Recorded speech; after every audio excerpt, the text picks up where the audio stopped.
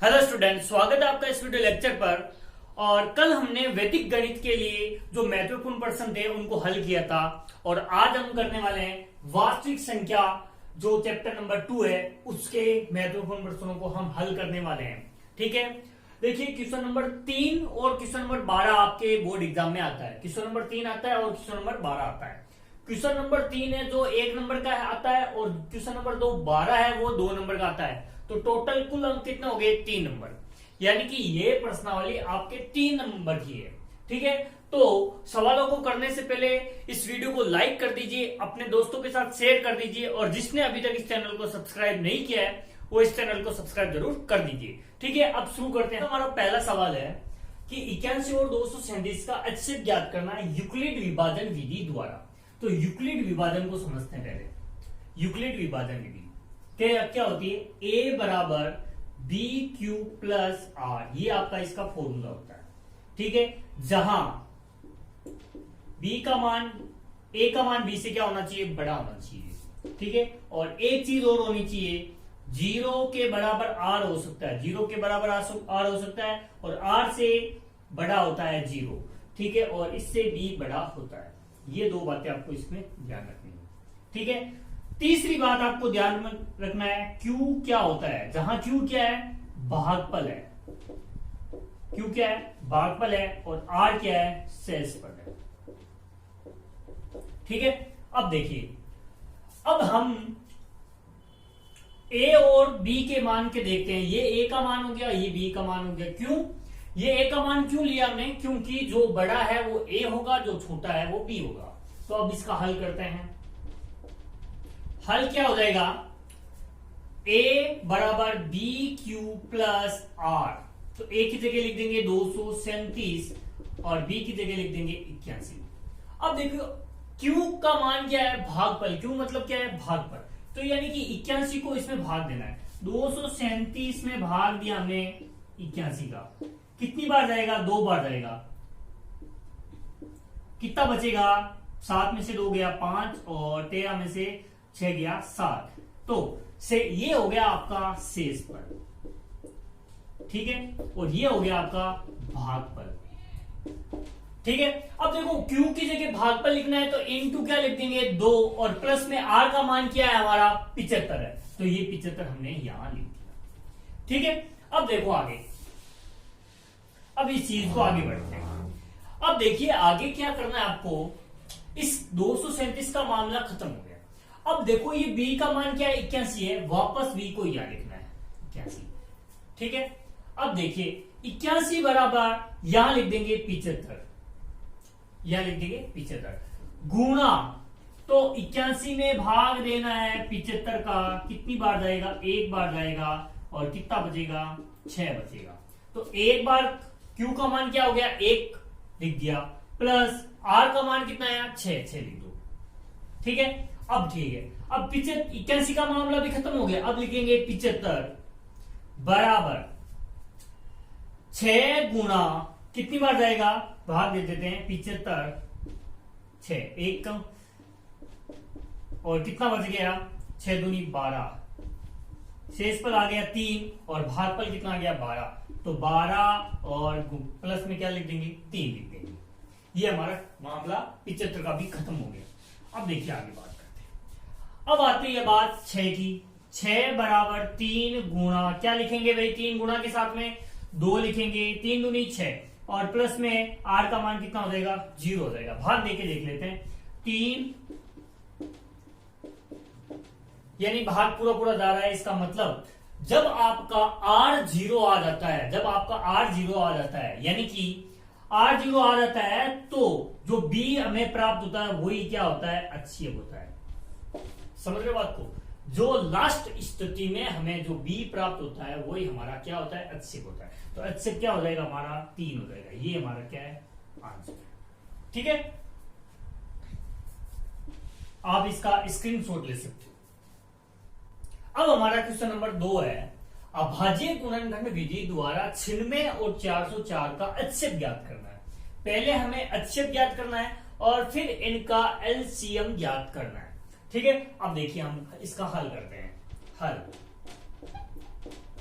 हल है देखिए अभाज्य गुणनखंड विधि में क्या होता है, 96 और 400 इनका अलग अलग भाग देते हैं। कितनी बार जाएगा, पहले 2 का जाएगा, कितनी बार जाएगा, 4 बार जाएगा, और ये जाएगा 8 बार। ठीक है, और आगे हम देखते हैं ये भी 2 बार, कितनी बार जाएगा, 24 बार जाएगा। ये भी कितनी बार जाएगा, 1 और ये 12, कितनी बार जाएगा, 6 बार जाएगा, और ये 3 बार। तो हम क्या लिख सकते हैं, 1 2 3 4 5। हम लिख सकते हैं 96 की जगह 2 की घात 5, क्या लिख सकते हैं, 2 की घात 5 इंटू 3 लिख सकते हैं। अब देखिए इसको देखते हैं, 4 बार जाएगा, ये हो जाएगा सीधा, पहले 2 बार देते हैं, 2 का, फिर 2 का, और फिर 101 का रहेगा। ठीक है, तो हम इसको क्या लिख सकते हैं, 404 को 404 को लिख सकते हैं हम 2 की घात 2 इंटू 101, हम इस प्रकार से लिख सकते हैं। ठीक है, अब देखिए इसको मैं एक बार मिटा रहा हूं। अब देखिए इसको हम किस प्रकार लिख सकते हैं, ये जो हमने अभी किया है वो रब कार्य है आपका, आपको रब कार्य के रूप में लिखना है। तो 96 की जगह हमने क्या लिखा, 2 की घात 5 इंटू 3, और 404 की जगह हमने लिखा 2 की घात 2 इंटू 101। एचसीएफ ज्ञात करते हैं, तो इसका एचसीएफ क्या निकलेगा, देखिए इसके अंदर आपको हाईएस्ट कॉमन फैक्टर, इसका फुल फॉर्म क्या होता है, हाईएस्ट कॉमन फैक्टर। देखिए इसमें देखो अधिकतम समान फैक्टर कौन से है, 2 की घात 2 है, इसके अंदर भी 2 की घात 2 मिलेगा, और इसके अंदर भी 2 की घात 2 मिलेगा। तो इसका फैक्टर क्या हो जाएगा, 2 की घात 2, यानी कि एचसीएफ कितना मिला आपने, 4 मिला। एचसीएफ कितना आ गया, 4 आ गया। अब हमें एलसीएम ज्ञात करना है। देखिए एलसीएम की 2 विधियां हैं।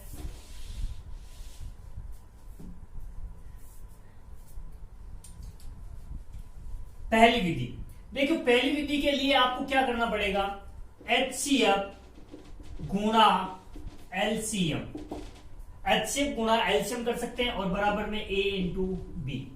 एलसीएम और एचसीएफ को गुणा करने पर जो आपके नंबर है 96 और 404 वो आ जाएंगे। हमारे पास एचसीएफ निकाला हुआ है 4 इंटू एलसीएम हमें ज्ञात करना है, बराबर ए का मान कितना है, 96 है, और बी का मान कितना है, 404 है। ठीक है, तो एलसीएम बराबर कितना हो जाएगा, 96 इंटू 404 बट्टे में कितना हो जाएगा, 4। अब ये कट जाएगा, ये जाएगा 101 बार, 101 को 96 से गुणा करेंगे तो उत्तर आएगा 96। ये हमारा क्या है, एलसीएम है। ठीक है, अब देखो एलसीएम की एक और विधि है, देखो इसके अंदर इसको मैं लिख सकता हूं 96 को 2 गुणा 2 गुणा 2 गुणा 2 गुणा 2 और इंटू 3, और इसको लिख सकता हूं 404 बराबर 2 गुणा 2 इंटू 101। तो अधिकतम कितने फैक्टर है वो देखने, इसमें 5 है, तो 2 की घात 5 इंटू 3 इंटू 101, इन सबको गुणा करने पर क्या आ जाएगा, 96 आ जाएगा। ठीक है, 96 आ जाएगा। देखिए ये हो जाएगा 96 इंटू 101, तो इसको गुणा करने पर 96 आ रहा है, तो हम इसके हिसाब से भी कर सकते हैं और इसके हिसाब से भी कर सकते हैं। ठीक है, आप इसका स्क्रीनशॉट ले सकते हो। आगे बढ़ते हैं क्वेश्चन नंबर 3 की तरफ। 12, 15, 21 का अभाज्य गुणनखंड विधि से एचसीएफ पे एलसीएम ज्ञात कीजिए। देखिए 12 का अभाज्य गुणनखंड क्या होता है, 2 की घात 2 इंटू 3। 15 का क्या होता है, 5 इंटू 3, और 21 का कितना होता है, 7 इंटू 3। और हमें एक तो एचसीएफ ज्ञात करना है और एक हमें ज्ञात करना है एलसीएम। दोनों को समझो बात को। देखिए एक एचसीएफ का अंदर है कि हाईएस्ट कॉमन फैक्टर हाईएस्ट होना चाहिए। देखो हाईएस्ट ये भी दिख रहा है, ये भी दिख रहा है हाईएस्ट, लेकिन आपको सी का मतलब भी पता होना चाहिए, कॉमन होना चाहिए, समान होना चाहिए। क्या इसके अंदर 2 की घात 2 है, इसके अंदर है नहीं है, इसके अंदर है नहीं है, इसका मतलब 2 की घात 2 आपका कॉमन फैक्टर नहीं है। इसके अंदर 5 है, इसके नहीं है, इसके नहीं है, यानी कि 5 भी आपको कॉमन फैक्टर नहीं है। इसके अंदर 7 है, इसके नहीं है, इसके नहीं है, यानी कि 7 भी आपका कॉमन फैक्टर नहीं है। लेकिन 3 इसमें भी है, 3 इसमें भी है, 3 इसमें भी है, यानी कि आपका हाईएस्ट कॉमन फैक्टर क्या हो गया, 3। तो ये आपका क्या है, एचसीएफ। खत्म बात। अब आपकी एलसीएम की बात करते हैं, तो एलसीएम का मतलब होता है कि आपके अधिकतम घात वाली संख्या लेनी है। इसके अंदर 2 की घात 2 है, चाहे हो या ना हो, किसी में हो या ना हो, आपको अधिकतम घात वाली संख्या लेनी है। तो इसके अंदर 2 की घात 2 है, तो 2 की घात 2 लिख दो। इसके अंदर 5 है, 5 लिख दो। इसके अंदर 7 है, इसके अंदर 7 लिख दो। इनटू सब में 3 है, आपको एक अधिकतम लेना है, अधिकतम घात वाली संख्या लेना है, एक अधिकतम घात वाली संख्या।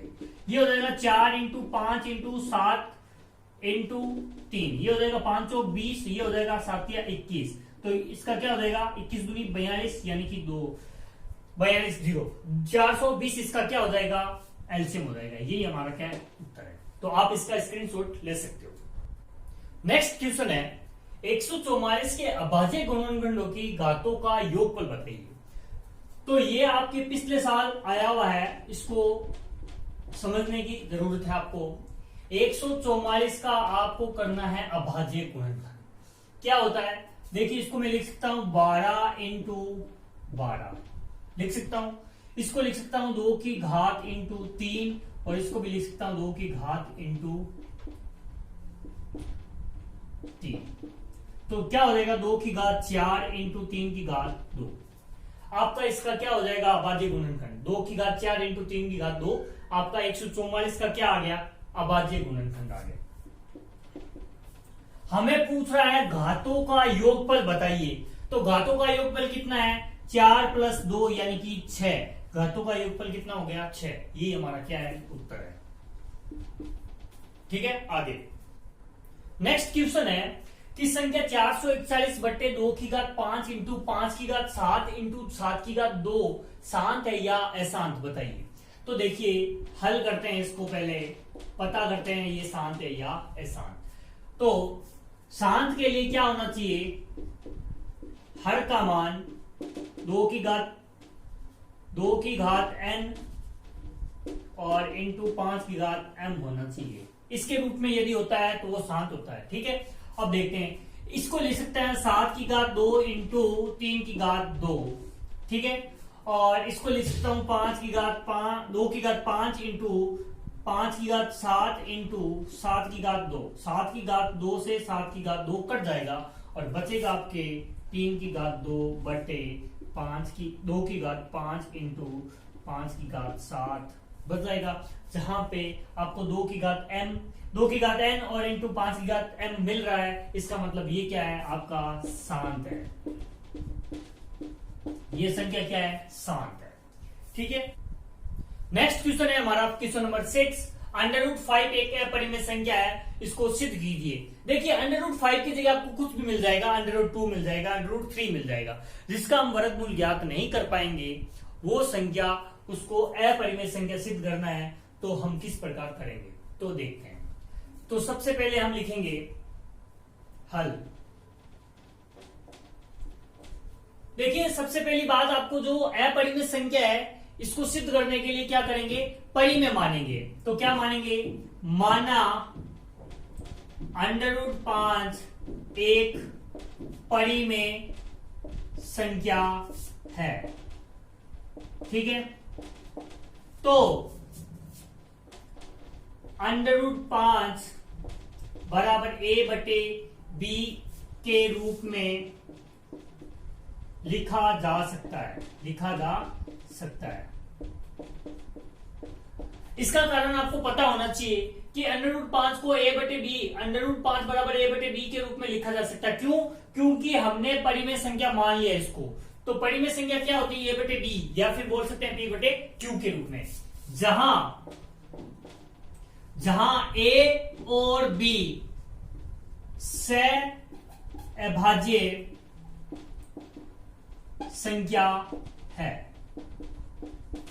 और b बराबर b नॉट इक्वल टू 0 होना चाहिए, b का मान 0 नहीं होना चाहिए। सहअभाज्य संख्या को समझना पड़ेगा आपको। सहअभाज्य संख्या का अर्थ होता है कि ऐसी दो संख्याओं का एक जोड़ा जिसके फैक्टर आपको 1 प्राप्त हुआ, जैसे कि 3 और 5 है। ये 3 और 5 में आपके सिर्फ और सिर्फ 1 का भाग जाएगा, तो इसके फैक्टर क्या हो जाएंगे, 1 हो जाएगा। यदि आपको लिखना नहीं है, आपको समझना है। मैं यदि सहअभाज्य संख्या के फैक्टर आपको नहीं मिलते हैं, यानी कि एक मिलता है, तो वो क्या हो जाती है, परिमेय संख्या हो जाती है। सहअभाज्य संख्या का मतलब क्या है, उसके फैक्टर एक होना। और यदि फैक्टर मिल जाते हैं, इसके फैक्टर मिल जाते हैं, तो वो अपरिमेय संख्या हो जाएगी। ठीक है, अब इसको सिद्ध करते हैं। ठीक है, अब देखिए √5 बराबर a बटे b है। √5 बराबर a बटे b है, तो यहां लिख सकता हूं दोनों पक्षों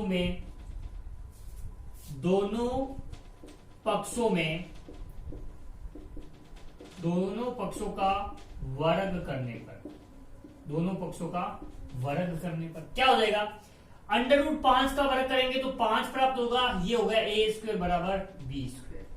ठीक है, √5 का स्क्वायर करेंगे तो क्या हो जाएगा, 5 बराबर a² बटे b²।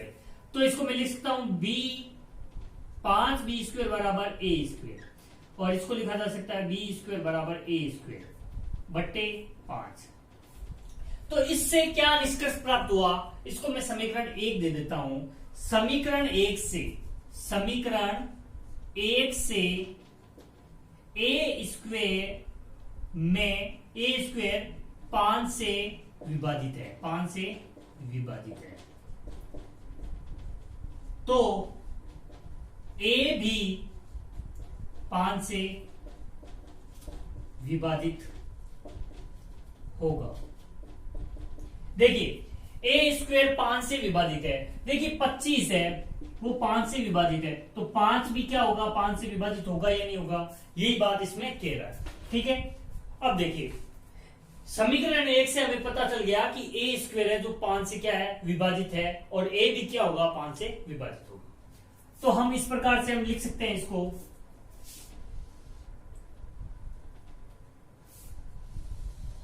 इस प्रकार से लिख सकते हैं, a बराबर 5m लिखा जा सकता है।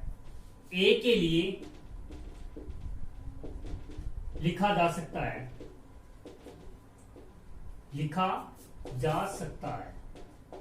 क्या लिखा जा सकता है, a बराबर 5m, a बराबर क्या लिखा जा सकता है, 5m। तो वापस क्या करेंगे, दोनों पक्षों में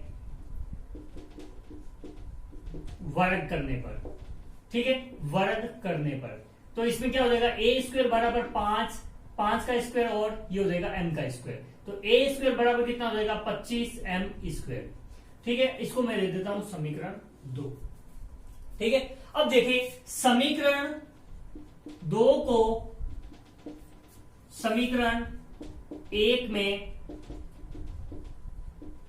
रखने पर, ठीक है, समीकरण 2 को समीकरण 1 में रखने पर, तो b² बराबर a² का मान कितना है, 25m² बटे 5, कितना हो जाएगा, b² बराबर 5m², ये कितना हो जाएगा, ये हो जाएगा b² बटे 5 बराबर b² बटे 5 बराबर कितना हो जाएगा, m²। यानी कि आप इसमें भी क्या कह सकते हो कि b² है जो 5 से विभाजित है, तो a² भी क्या होगा, 5 से विभाजित होगा, लिख सकते हैं। तो b² 5 से विभाजित है, b² 5 से विभाजित है, तो b भी 5 से विभाजित होगा। देखिए हमने समीकरण 1 से हमने लिखा a² है जो 5 से विभाजित है, और a भी क्या होगा, 5 से विभाजित हुआ, तो हम a के लिए क्या लिखा जा सकता है, a बराबर 5m, तो दोनों पक्षों का क्या करेंगे, वर्ग करेंगे, तो a² बराबर कितना हो जाएगा, 5² m², a² बराबर कितना हो जाएगा, 25m²। इसको हमने दे दिया समीकरण 2। अब देखिए समीकरण 2 को समीकरण 1 में रखेंगे तो हमें प्राप्त हुआ b² बटे m बराबर कितना हो जाएगा, m²। तो इस समीकरण से हमें क्या निष्कर्ष प्राप्त हुआ, b² है जो 5 से विभाजित है, ये b² है जो 5 से विभाजित है, तो b भी क्या होगा, 5 से विभाजित होगा, b भी क्या होगा, 5 से विभाजित होगा। तो हम इन दोनों समीकरण से इसको मैं दे देता हूं समीकरण 3। अब क्या लिखेंगे, समीकरण, इसको मैं लिख देता हूं समीकरण 1 व 3 से प्राप्त निष्कर्षों में 5 ए व बी के उभयनिष्ठ गुणनखंड है। उभयनिष्ठ गुणनखंड है। देखिए उभयनिष्ठ गुणनखंड का मतलब क्या है, ये भी 5 से विभाजित है और ये भी 5 से विभाजित है। इसका मतलब ये क्या हो गया, इसका उभयनिष्ठ गुणनखंड हो गया। अब देखिए हमने प्रारंभ में माना था, √5 एक अपरिमेय संख्या है जो a बटे b के रूप में लिखा जा सकता है, और a और b क्या है, सहअभाज्य संख्या है। और हमने बताया था सहअभाज्य संख्या का मतलब है कि a और b के फैक्टर क्या होंगे, 1 होंगे। लेकिन यहाँ पे फैक्टर क्या मिल रहा है अपने को, 5 मिल रहा है। गुणनखंड क्या मिल रहा है अपने को, 5 मिल रहा है। तो मैंने कहा था यदि इसका गुणनखंड मिल जाता है तो ये एक अपरिमेय संख्या होगी। तो लिख सकते हैं ये कथन प्रारंभ का विरोधाभासी है, अतः ए व बी के कोई गुणनखंड नहीं प्राप्त होने चाहिए। ठीक है, देखिए समीकरण 1 व 3 से प्राप्त निष्कर्षों में 5 ए व बी का उभयनिष्ठ गुणनखंड है। लेकिन ये कथन आपका प्रारंभ में जो माना है सहअभाज्य संख्या, इसका क्या है, विरोधाभासी है। तो ए और बी का कोई गुणनखंड प्राप्त नहीं होना चाहिए। अब आगे हम लिख सकते हैं अतः √5 एक परिमेय संख्या है। ये कथन गलत है, ये कथन गलत है। अतः √5 एक अपरिमेय संख्या